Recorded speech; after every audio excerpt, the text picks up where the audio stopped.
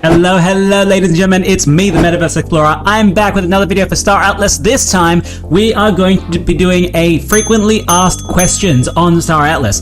Ladies and gentlemen, for the last couple of, I think 1 month, 2 months, I've been asking the community for your frequently asked questions when it comes to Star Atlas. So it's time for me and you, the MetaVerse Explorer, and yourself, the Explorer. Let's sit down, let's have some tea in the universe, my friends, as we talk about Star Atlas. Thank you very much for liking and subscribing as always. First off, some disclaimers.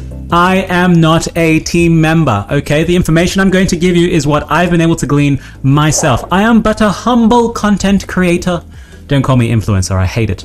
I am just a very small content creator for Star Atlas. I do this because I like it. No one pays me for this, okay? There is some YouTube ad revenue that comes in, but it's like very, very small, being honest. But I don't do it for the YouTube ad revenue. I do it because I want to be on top of Star Atlas, and I want to know what the rest of the community is feeling in Star Atlas. Let me turn one more light on. Yeah, that might be better. I'm brighter. I'm a star. Okay, yes. The third point I want to come across is BBC. I wanted to make that joke. I'm biased, but I am critical, right? People in Star Atlas, when they see me sometimes talking smack about Star Atlas, they'll be like, oh no, he's not good, he's not. I'm like, guys, I like Star Atlas. I'm heavily invested in Star Atlas. I'm just like you guys, okay?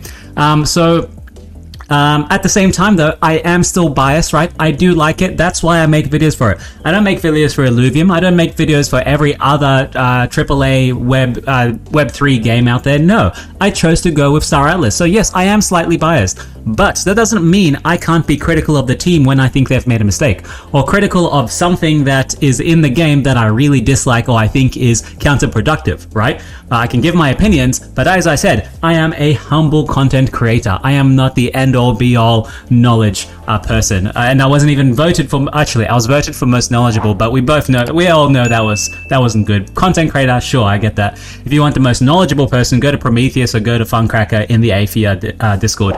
And lastly, I just want to tell you, I do make mistakes, okay? I'm just recording this now. It is possible that some of the stuff I say might be outdated by the time you watch this. I might be making a first mistake when I say it in the first place, but this is just the questions that people have asked me, and I wanted to go through it with you guys. So, thank you very much. As always, let's get started, shall we? When will the game be out? This is one of the most common questions I get either on Twitter or on the Facebook comments, and the answer is 426, my friends. 426. 426.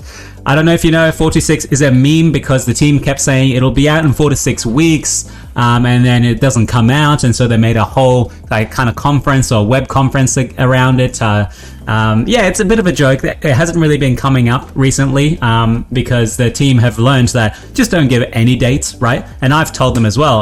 Well, not that I've told them, like I tell the YouTube people that, no, I don't tell the YouTube company. I tell people on YouTube, no, my God, I'm on YouTube. You're not on YouTube. I tell my audiences, excuse me, as I'm having a brain fart.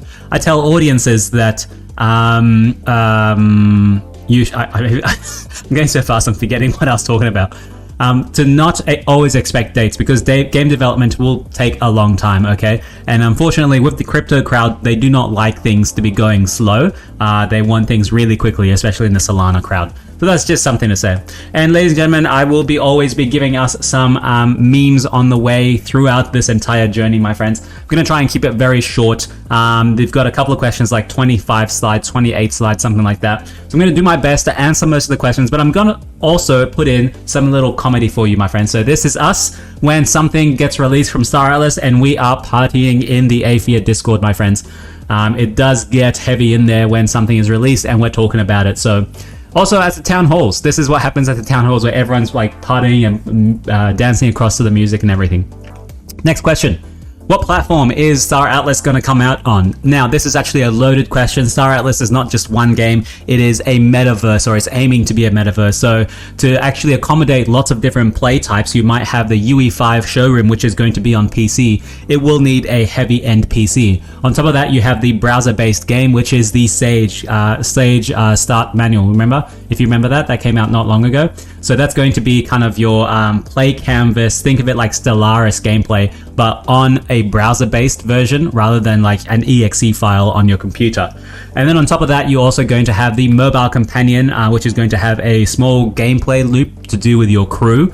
That's coming out actually very soon, so we'll have to wait and see. And where you're going to get the UE5 version is actually going to be on the Epic Game Store browser, right? On the Epic Game Store. So similar to Fortnite, similar to all the other games, you'll be able to download it, probably pay for it and then download it. I don't know if you have to pay for it yet, but we'll see. We'll see. So yeah, a few different platforms, but remember, it's going to be a metaverse. And the last platform I'm actually remembering, which is going to be probably very big, is a VR platform. So either on Quest 2 or Quest 3, whatever it's going to come out with, right? We have seen already images of someone exploring in virtual reality for Star Atlas. So it's there. It's probably not commercially viable right now, but trust, it's going to come out when they think it's ready. All right. Is it a Star Citizen ripoff? And is Star Atlas a Star Citizen ripoff? Now, this is actually a very loaded question. It's a pregnant question. This is a hard question to answer, my friends. So the first thing, from my point of view, no, it's not a Star Citizen ripoff, right? Because they did get some influence from Star Citizen. They were able to see the entire timeline of what Star Citizen has been able to do for the last 10 years, right? Star Citizen has taken so long to come out, and people have died waiting for Star Citizen to come out.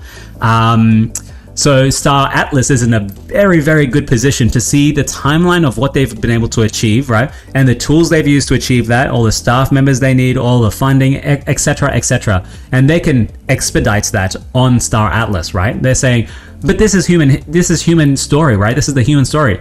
People build things based on other people, right?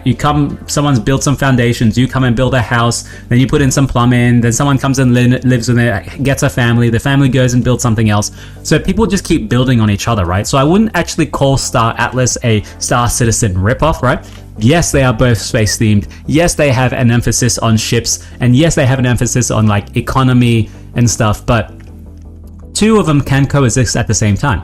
Yes, one did get inspiration from the other, but the other has also taken 10 years to come out. And if you're upset that something's taking 10 years, go do it yourself, right? Especially if you think you're in a better position to do that, right? If you can generate enough revenue, if you can provide better gameplay, you can bring it out much faster.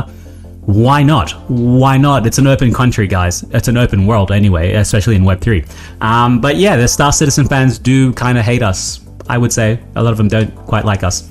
Now, small meme for you guys. One of us. Are you one of us? One of us. If you're not, make sure you leave a like and subscribe for me, my friends. Let's keep going. Please tell us what tools you use. Now, I did actually make a video on this very same topic. Here it is right here. It's Star Atlas number 141. It's 3 tools I love and 2023 plans. So I made this video quite a while ago, actually. I'm up to 167 at the moment. I'm not sure what this one would be, but I just thought I'd give you a small, like this. There's separate smaller tools that I use, but because, you know, I don't want to just bring out everyone's new tool. I don't know if it's public or not. I don't know if they're allowing people to know about it, whatever.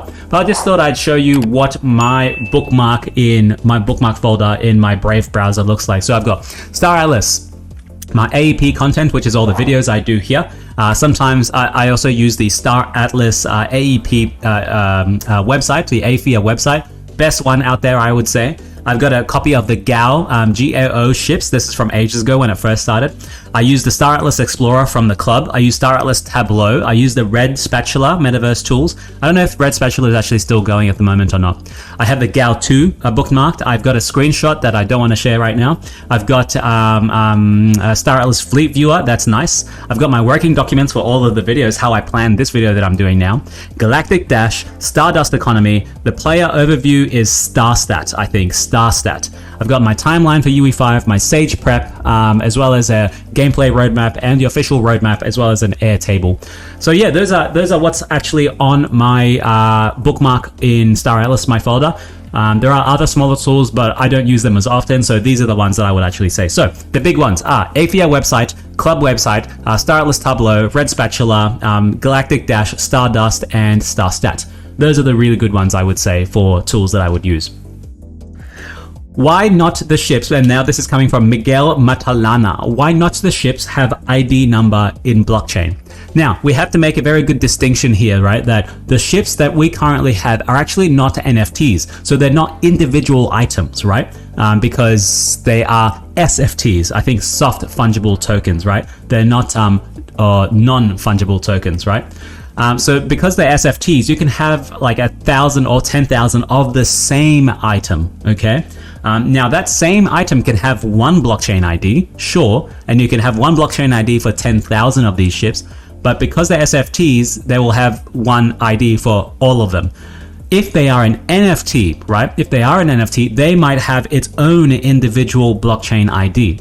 So this is an answer to the question, why don't they have IDs in the blockchain? Because they are SFTs rather than NFTs. The ships are not individually distinguishable. My Calico Hero, my Arc, my Ohm is the same as your Arc, your Ohm, right? We both have Fimble Air Bikes. It's the same Fimble Air Bike. So far, right? Until the gameplay actually starts, and then they might have to think of a way to differentiate between my Fimble Air Bike that's half blown up, that has half HP, to your Fimble Air Bike that's half HP. Because otherwise, like, I could take out components and I can go and sell it as a normal Fimble Air Bike. I could go and use it until it's got 1% HP left, and then I put that on the marketplace, someone else buys it. Oh no, not good. You see how that works, right? So not now, but later, they will have individual IDs, especially when the whole blockchain thing starts coming up and we're on Sage and etc. How can this game, this is coming from Jay Narvaez, how can this game grow and get the massive adoption it needs to survive when 95% of the population hate and ridicule anything related to crypto or NFTs? Okay, so big question here, time. Time is what we need. This is how this game can grow, with time. Now, we might not have all the time, which is what makes it a very difficult predicament. Generally, I like to think people are stupid, and I'm not insulting you, I just think the overall general population is quite stupid. People don't know what's good for them until something bad happens, until the wolf comes in the corner of the sheep pen, and all of a sudden the sheep start scrambling all the way to that side, even though you could tell the wolf was coming from ages ago, right? So people need something, a bad catalyst to happen for them to get lit in the arse, for them to start thinking, oh, wait, maybe NFTs or crypto is what we need, right? But so far, it's just be like, oh, no, we don't need it. Gamers are especially stubborn when it comes to this. You know gamers, they're so tribalistic. Oh, my game's better than yours. Oh, no, yours sucks, all of this sort of stuff. We don't need crypto NFTs. Remember when a game company came out and said, oh, yeah, you can create NFTs for this game and you can trade them, and the people totally shut it down. The gamers shut it down. I'm like, guys, this is good for you. The CSGO skin market is ginormous, right? And imagine how much of an easier way you would have to trade between yourself and someone else without being ripped off because of blockchain and because of NFTs. Now, one way, I think, one method to do this, right? Well, what I said first was time, right? You need time, and people not to be stupid. Sure, that's going to take some time. But the way to do it is probably through marketing, just clever marketing. Look at Reddit and look at Starbucks, right? What they did was they didn't actually say we're using crypto or NFTs for these digital collectibles, right? They are NFTs, like the Starbucks NFTs, the Reddit NFTs are on Polygon. Starbucks, I'm not sure. I think it's on Arbitrum Nova or on Polygon as well. I'm not entirely sure. But they're not calling it crypto. They're not calling it NFTs. They're just digital collectibles, just like any other collectible in the world, right? I think that's the way. It's just about how you frame it, okay? Because people are kind of stupid, and you gotta say things in a way that they will understand or feel comfortable with, and then they'll come across to your side. Okay, next, my friends. Is there still enough runway left to keep developing? This is from City Gamer. This is a tough question. Short answer, yes. Yes, with a caveat. They have so far, I think, 6 months worth of runway left, but that might be increasing because they are planning to release the mobile companion with Crew very, very soon. Now, that might tap into a new market of people coming into Star Atlas, but it won't tap into the already established market like yourself and me. We are not going to spend another $1,000, $2,000 on Crew on the Crew application, right? So no, I don't think they're going to get a lot more money from the established community. They're going to get it from mobile gaming people. Now, That being said, yes, there is only 6 months of runway. This is my information, right? So it might not be totally accurate, or give or take a few months, give or take, if they don't make any more money anyway. So they've got 6 months of revenue left. I think there is still enough for them to keep developing, yes. And in that 6 months, they will be able to release extra stuff. If anything, they might be able to sell some tokens, or even if they get very, very desperate. Remember, Automata, this is going to be controversial. Don't you guys hate me for this? Automata is a private company. If they really like Star Atlas and they really think they have something here, they can probably go and sell Automata stock, right? They can go and get a VC investor into Automata instead of a VC investor into Star Atlas. Now, I'm not a legal expert. Dan Park is the guy that does this. Dan Park? Yes. Dan Park is the guy that does the legal stuff in Star Atlas, so he might have an idea on this. I don't know, the team might hate me for saying this with going and selling their stock, but hey, raised $200 million, and this is where we are. If you can't do something with $200 million, damn, maybe the project shouldn't keep going, right? Do you get that? That's the way I think, right? There's a stat out there that says like a majority of companies fail in the first year or 2 years of their establishment. Star Atlas is a company, like Automata is a company, right? Star Atlas is similar to a company. It's a project, but they're really owned by Automata because they have all the IP rights. But they were, anyway, I'm going off topic. Apologies, sorry. Is there enough runway to keep developing? Yes, I think so, there is. Next up. Do you think we'll have Sage by the end of the month? This is by Yas Freaks, Yas Queen. Do you think we'll have Sage by the end of the month? When I answered this, I thought it would be a no, right? When I first answered this, when I got this question, it was like 10 days ago, and it was a no, right? But we're getting closer to the end of the month now. There's like 4 or 5 more days. It is possible. They did say that, movement is getting closer and closer. We did see some small gameplay. I still think it's a no, especially in the month of, I'm recording this in the month of March. I still think it's a no, because it's Friday today. It's not going to come out for another 3 days, maybe Monday, and they'll want to leave it for another Friday, so they're prepared for the entire week. So by that time, we're in April. Okay, January, February, March, April. Yeah, I think we'll be in April. So yeah, I don't think we'll have it by the end of this month, but it is coming, right? That's the thing. It needs time. It needs time. Now, a little bit of meme for you. They will never build a AAA quality game, and then they bring out the Busan. I don't want to say what ship name it is. It's the Titan. I'm gonna edit this out. Yeah, and then they bring out like this gorgeous UE5 like artwork, and people are like, holy crap, that actually looks really good. But yes, it looks good, but do you want to play it? Like, you'll go in and see it first and be like, yeah, this looks good, but I can't actually do anything now, so it's not worth it. So yeah, it's not just about building good quality games, it's about building good playable and fun games. Fortnite, for people to come in, you know, and Minecraft. Question by NFT Hut. With all the downtime on Solana, does the team have a backup plan for another chain if need be? So the short answer is no. The long answer is that maybe.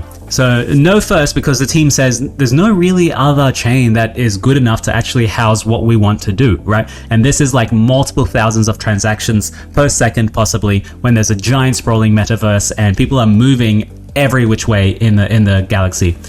Ethereum can't handle this. I just did the Arbitrum airdrop, for God's sake. It was horrible. The website crashed. The chain clogged up. People were able to claim their Arbitrum and go off onto an exchange and dump on everyone else who weren't able to. So Ethereum isn't ready, right? People keep saying Ethereum is great and it's amazing. No, it's good, sure, but it's not ready. I've seen Solana be able to handle this many transactions before, right? And so, yeah. So the team did say if they had to, forced to, gun to head, they would say they would probably do a Solana EVM, or like their private chain on Solana, right? And you know how the EVM chains, Ethereum is the Ethereum virtual machine that has that, and then you have other chains that are built using the EVM chain, so Ethereum virtual machine. I'm thinking maybe a privately owned Star Atlas chain that's called SVM, or Star Atlas SVM, or just SVM, whatever. Just a private chain that Star Atlas themselves own, because let's be honest, Star Atlas owns all the NFTs so far, right? They have the freeze authority and on the NFTs that we're talking about before. So if they want, and they're really going for like full control of the game, because you have to be able to pull the levers of the game, right? So if they're going for full control, why not just have your own blockchain, like a private Solana blockchain? We'll see down the line, down the road. Arthur Roberts, he says, if we'll have only movement Sage v0, how can we level up? My friend, we will not be able to level up in Sage version 0, especially in the movement part, because the movement part is the first section of Sage v0. There will be other sections that come in Sage v0. I think we might be able to level up in the different stages of Sage v0, but it's not confirmed right now, okay? It's not confirmed. So it's hard to say this because they're still working on this. They're still concentrating on the movement. They don't even care about the player, they do the player profiles, but probably not in Sage, probably not for the long time, okay? We're just going for movement now. If each ship has a max travel distance, will it be possible, for example, an extra small travel all the way from Mud to Ooster Zone, or will it be limited just to the planet it starts? No, so you will be able to actually travel via an extra small air bike using the sectors, right? Using just like normal warp travel. So you can go from the Mud sector all the way to the Oni sector or the Ooster sector. The problem is, if you have a very, very small bike, you might be ganged up on by players, by myself, by Aphia, by anyone else. Aphia doesn't actually like to gang up with people, by the way. That's why you should join us. By the Ecos Unibombers, by the Ecos the terrorists and all this sort of stuff. They're going to come after you. So if you have an extra small ship, no, you might not be able to go through one sector to one safe zone to another safe zone, because they're all they're very far away, right? Star Path is probably your best bet to travel between Star Path sectors, right? The other kind of part of this is that it's not just about how fast, what's your maximum travel distance. It's about your fuel, right? It's about your fuel. How far can you get from one station to go out with the fuel you have on an extra small ship, right? Without running out of fuel before you get to the next space station. And then you can fill up your fuel again. So that's the actual major question you should be asking. Can you get between one refueling spot to the next refueling spot? Because if you can do that, sure, you can traverse between the entire sectors. But if you can't get from A to B with your amount of fuel you have, then no, you can't, right? You can't. Now let's give a small me myself. Let's give a small, I said me and myself. Stylist, when they finally announced the release date, everyone's gonna be like, yeah. Anyway. Now, how will those CPP points actually work? Like, if I have 3 small and 1 medium ship, the points add or stack, or just count the points of the bigger one on the wallet? Okay, my friend, this is, I would recommend going back to read the Sage gameplay manual. There is also a website out there which is called, I think, Calibri. It's a Spanish website. I'm not sure, made by the Spanish community.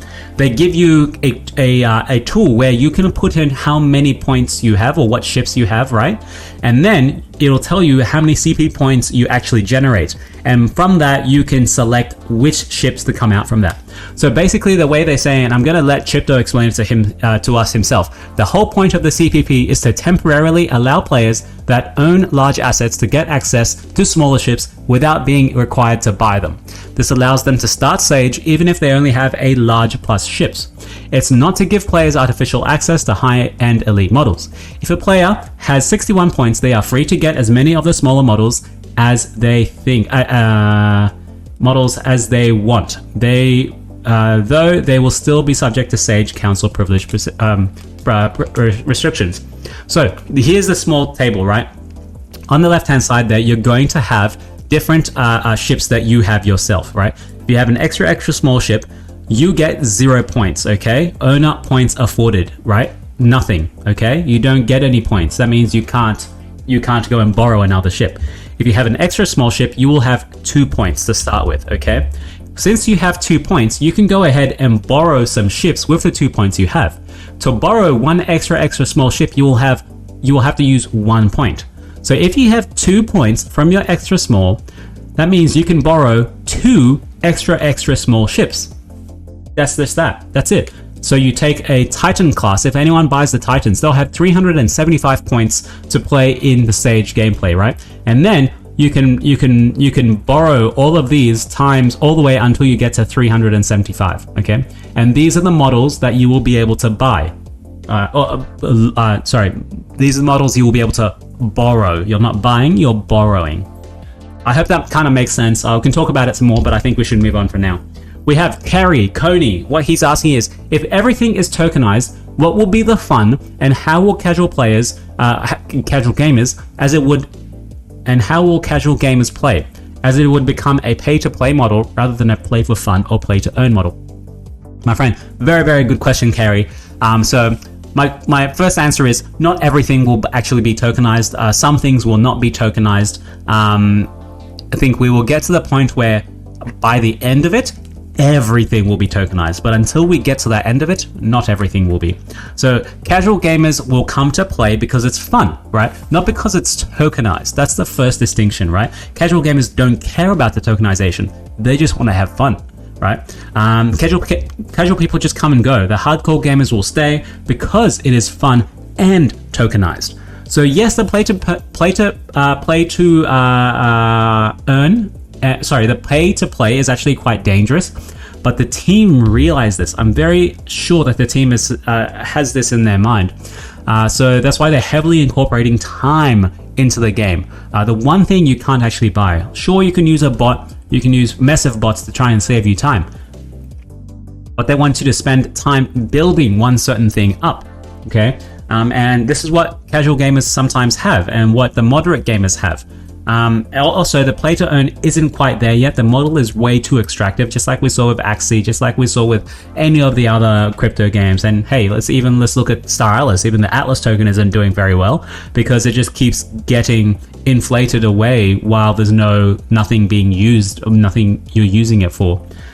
Yeah, so the fun will be just the gameplay. That's what's going to be fun. The racing modules, the fighting modules, the DAC modules, and being the social aspect. That's what's going to be fun. I don't think it will become pay to play. There will be aspects of pay to play because you can't deny that, right? You cannot deny someone who's worked their life and have earned their money, and they want to come in and just have fun, and they want to spend say they want to spend $1,000. You shouldn't stop them. They still want to come and play your game, and they're willing to give you $1,000. From the game company's perspective, why shouldn't they allow that, right? They're getting money to build the game that you want to play. So they shouldn't say no to the pay-to-play model. But you don't want that model to be the main model, because then if it's all pay-to-play, then no one's going to come in feeling like it's equal. You'll lose everyone else who can't pay to play. There are examples where things still get super massive popular if the gameplay is good and it still has the pay-to-play model. I never played WoW, but I think this is a great model. I think WoW was a pay-to-play. I think you had a subscription for WoW, as well as RuneScape. You know, RuneScape had the free version, but then the pay-to-play version of RuneScape, the subscription, was also very, very fun. Let's move on. Are there any safe zones in Sage? This is by Carrie Coney again. Or is it possible that your entire fleet could be permanently destroyed before the full release of the game? Yes, there are safe zones in Sage. Each faction has 5 sectors that are designated safe zones. There is no permadeath in the safe zones or in the medium zones, only in the high risk zone. So if you want to make sure that your fleet doesn't get permanently destroyed, do not go to the high risk zone, okay? You're going to get high rewards, but you're also going to get high risk. It's a high risk zone because you're going to lose your ships, okay? Let's have a look at a very quick meme. I'm going to try and keep this under 30 minutes, my friend. Thank you very much. This is what you get when you join the Aethia Discord, when you first join us as an Aethia member. We are going to the moon, my friends. Let's go on to the next question. Carrie Coney again. How would you describe the best models or framework for casual gamers, moderate gamers, and die-hard committed Star Atlas gamers, as time, effort, and resources needed would be different for each style? Yes, this is a very loaded question, my friend. So, how would you describe the best models or frameworks for casual gamers? First off, I think we have to differentiate what each gaming model wants, right? And then create a game loop for each of those different models. So, for example, the Star Atlas team is tackling this well when they say, for the hardcore kind of macro thinkers or like macro gamers, like board gamers, they're going for that Stellaris feel, right? So those are going to be the moderate plus the high diehard gamers. And then you have the casual gamers. They're not going to go in and understand everything in Sage. No way. They're not going to go into UE5. Maybe go into UE5 because it's very easy to get in there. And maybe play around in UE5, but not in its entirety. Also, that's not here yet. Where they're going after the casual gamers is going to be the mobile application, the crew. This is where I think they're going for, right? Everyone's got access to a phone, everyone can download an app, and then, hey, you've got some crew that you can play around with in a bigger metaverse. If you want to not just play with your crew and play with the ships as well, maybe you should come over here to come and do that. So I think they're actually going to be creating lots of different gameplay loops for the different cohorts of gamers, right? Moderate players will be the racing, right? And the hardcore diehard commander fans will be like the economy and all the things behind it. That's what I think. I don't have a specific model like that's researched and stuff like that. You got to talk to an economic person for that. All right, my friends, that's 30 minutes. I'm going to leave it there. I'm losing my voice already. I don't know if you can tell. Leave your questions down below for the next fag, which I might be doing in like a week, a month, give or take. And we're going to select some winners to win 3 Thimble air bikes, ladies and gentlemen, because guess what? I was donated an Arc by Mixertixel from the club, and this Arc is earning Atlas, and this Atlas is going to buy some Thimble air bikes, and it's going to go straight to you for your 3 questions, my friends. So that's it for now. I'm going to leave you and love you. I appreciate your viewership as always. Ciao for now. Make sure you leave me a like and subscribe. And tell me how this video was, if you liked it. Should I keep doing more frequently asked questions videos? That's it for now. Thanks, guys. Bye. You got any questions? Post it in the comment section. Did you like the video? Make sure you give me a like and a subscribe. Did you love it? Donate Atlas to my Arc Fund if you loved it. This is my wallet. See you in the metaverse.